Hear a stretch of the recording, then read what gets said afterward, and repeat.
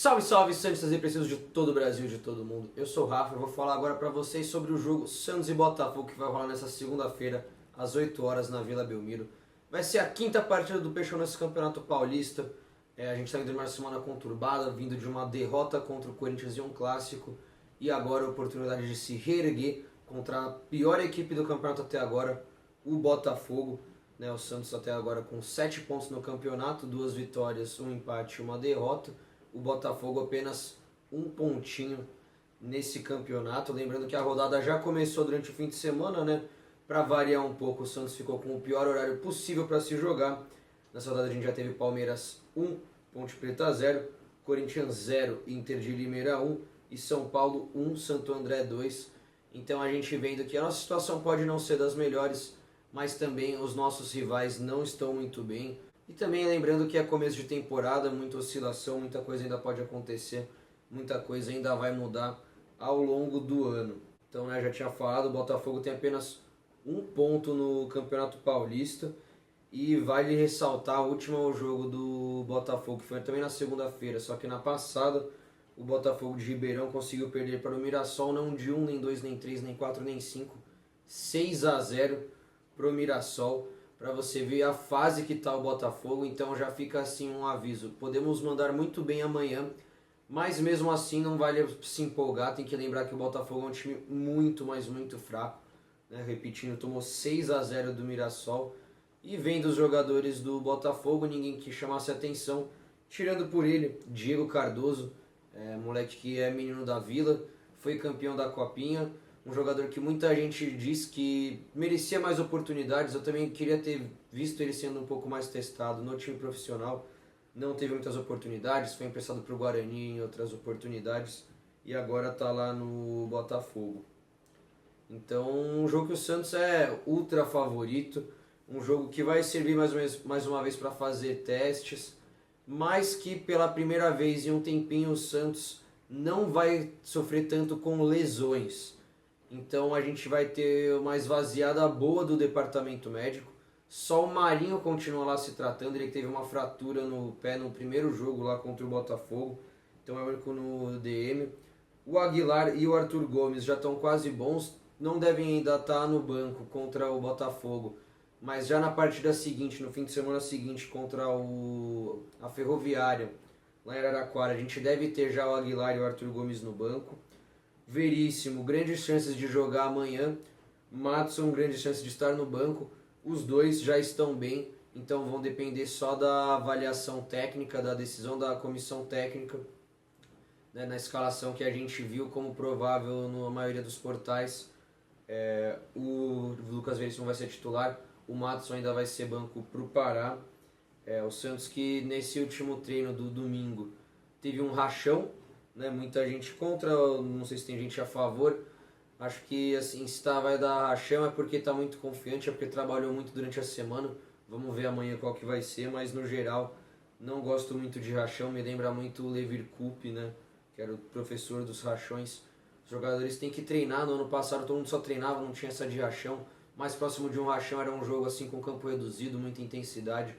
Então fica aí só essa lembrança, O Santos jogou um rachão no domingo no treinamento e nesse rachão que viu-se a provável escalação titular, vamos ter a confirmação apenas momentos antes do jogo, mas esse último treino que o Santos foi com Vladimir, Pará, Luiz Felipe, Luan Pérez, mas que eu acredito que vai jogar o Veríssimo, mas treinou com o Luiz Felipe e Luan Pérez e o Felipe Jonathan, meio de campo Alisson, Pituca e Sanches, no ataque Raniel, ele, Soteldo e Sacha. Então a gente vem com essa provável escalação: Vladimir, Pará, Luiz Felipe, Luan Pérez, Felipe Jonathan, Alisson, Pituca e Sanches, Raniel, Soteldo e Sacha. O que mais me estranha é que o Santos fez testes, o Gesualdo testou jogadores como por exemplo o Sandri lá em Itaquera. Ele não tinha jogado nenhuma partida, nenhum minuto até agora, estreou na temporada como titular em Itaquera. Agora que a gente vai jogar um jogo fácil contra o pior time do campeonato em casa, o Sandri não vai jogar, a gente vai jogar com o nosso meio campo que a gente já conhece mais, Alisson, Pituca e Sanches. Então não sei se seria um momento para fazer outros testes, mas o importante é que a gente tenha a volta de jogadores importantes. Vai ser muito bom ver o Soteldo de volta em campo. Já aproveitando que falei desse caso do Soteldo, só fazer um pequeno parênteses aí para atualizar vocês. Quanto ao caso do Cueva, Cueva está no México, treinou já com o Pachuca. A última notícia que saiu é que está sendo estudada uma liberação, então ele indo para o Pachuca, de o Santos ainda receber uma certa quantia do Pachuca, de não ter que pagar o dinheiro que deve ao Krasnodar. Muito se diz que, por exemplo, o Santos, né, tinha um contrato de empréstimo com o Cueva, que se encerraria entre fevereiro e março de 2020 e se tornaria um contrato de compra com aquele valor fixado de 4 milhões de dólares, e que se o Cueva quebrasse esse contrato, ainda com ele sendo de empréstimo, que não valeria o contrato de compra, anularia essa dívida do Santos.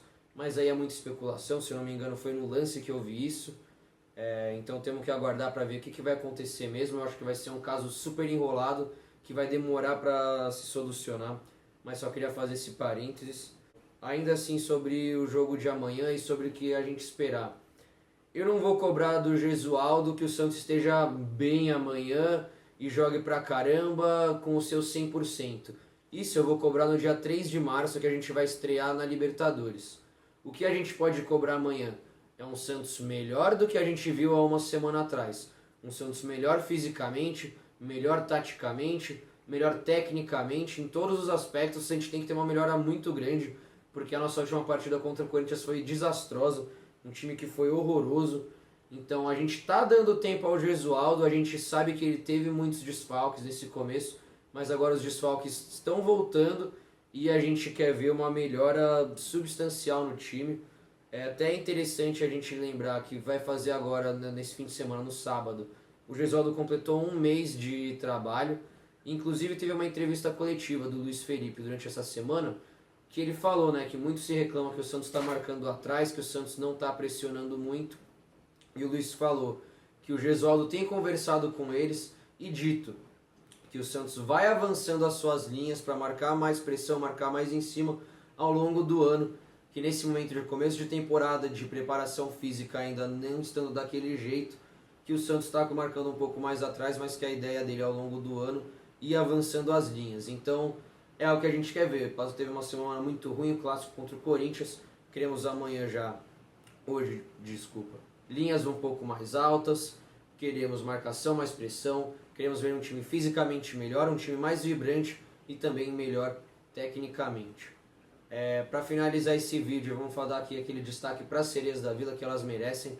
Venceram o Flamengo por 4-0, então virou tradição. Brasileirão passado metemos 4 neles no Brasileirão masculino. Agora já estreamos o Brasileirão feminino, metendo 4-0 no Flamengo, com o direito da estreante Cristiane, né? Não só gol, como também deu rolinho, jogou muito. A Kathleen fez um gol, os outros 2 gols foram da Lari. Então é isso aí, amanhã 8 horas, Vila Belmiro, Santos e Botafogo, Santos pra lá de favorito. Vai ter uma estreia, né, que eu falei, né, o Vladimir vai jogar no lugar do Everson. Então vai ser a reestreia no Vladimir pelo Santos, depois de alguns anos que ele foi emprestado.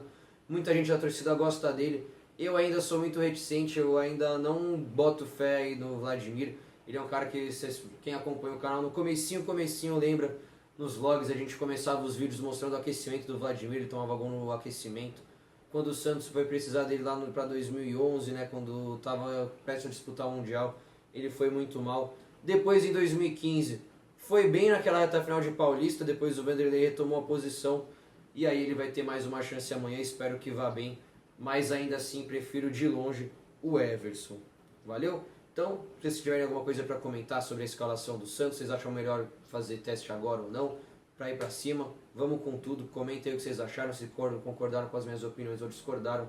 Não se esquece de se inscrever no canal, seguir o Santos Depressivo no Instagram e no Facebook, e é isso aí, tudo pelo Santos.